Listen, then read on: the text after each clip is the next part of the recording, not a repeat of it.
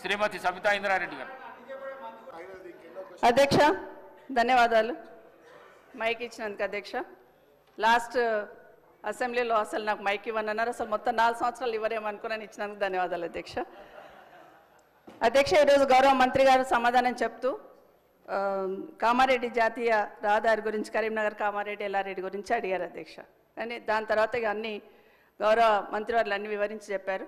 కానీ ఒకటి, మీరు పోతున్న రోడ్డు కానీ నేను పోతున్న రోడ్డు కానీ ముఖ్యమంత్రి గారు పోతున్న రోడ్డు కానీ Bijapur to Hyderabad to Bijapur road అధ్యక్ష. మన్నెగూడ నుండి బీజాపూర్ వరకు కంప్లీట్ అయింది. ఈ రోడ్ కూడా శాంక్షన్ వచ్చి 2 సంవత్సరాలు అయిపోయింది. ఎన్నికల కన్నా ముందే ల్యాండ్ అక్విజిషన్ 1300 కోట్లు పెట్టి ల్యాండ్ అక్విజిషన్ కూడా కంప్లీట్ చేస్తున్నాం. గౌరవ మంత్రి గారు ఇప్పుడు వచ్చినాక ఏదో ల్యాండ్ అక్విజిషన్ చేసినామని చెప్తున్నారు, అది కరెక్ట్ కాదనేది మీ ద్వారా గౌరవ మంత్రి గారు చెప్తున్నాను. వాళ్ళ అధికారులు తప్పుడు సంకేతాలు ఇచ్చి తప్పుడు సమాచారం ఇచ్చి ఉంటారు అధ్యక్ష. 1300 కోట్లు పెట్టి అప్పుడే ల్యాండ్ అక్విజిషన్ చేస్తున్నాం.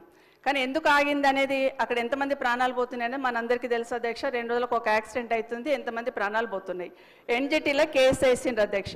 ఎన్జిటీలో కేసు వేసినప్పుడు అధికారులు కరెక్ట్ అయిన ఇన్ఫర్మేషన్ ఇచ్చి దాన్ని స్టే వెకేట్ చేయించాలి అధ్యక్ష. మొన్న 13th రోజు ఎన్జిటీలో కేసు ఉండింది, ఆ స్టే వెకేట్ అయ్యిందా, నిజంగా రోడ్ మీరు స్టార్ట్ చేస్తున్నారా, వర్క్ స్టార్ట్ అయిందా, ఆ క్లారిఫికేషన్ కావాలి అధ్యక్ష. ఎందుకంటే ఊరికే చెప్పడం కాదు అధ్యక్ష.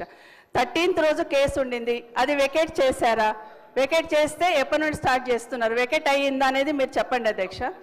ఎందుకంటే అది కరెక్ట్గా స్టార్ట్ కాలేదు అధ్యక్ష. నేను మొన్న యాక్సిడెంట్ అయినప్పుడు గౌరవ కలెక్టర్ గారితో మాట్లాడి కనీసం సైడ్ బాంబ్స్ అన్న క్లియర్ చేయండి, గడ్డితోని యాక్సిడెంట్ అవుతుంది అది తీయండి అంటే అది మాత్రమే క్లియర్ చేస్తున్నారు తప్పిస్తే రోడ్ స్టార్ట్ అయింది కాదు అధ్యక్ష. అది స్టార్ట్ కానే కాదు.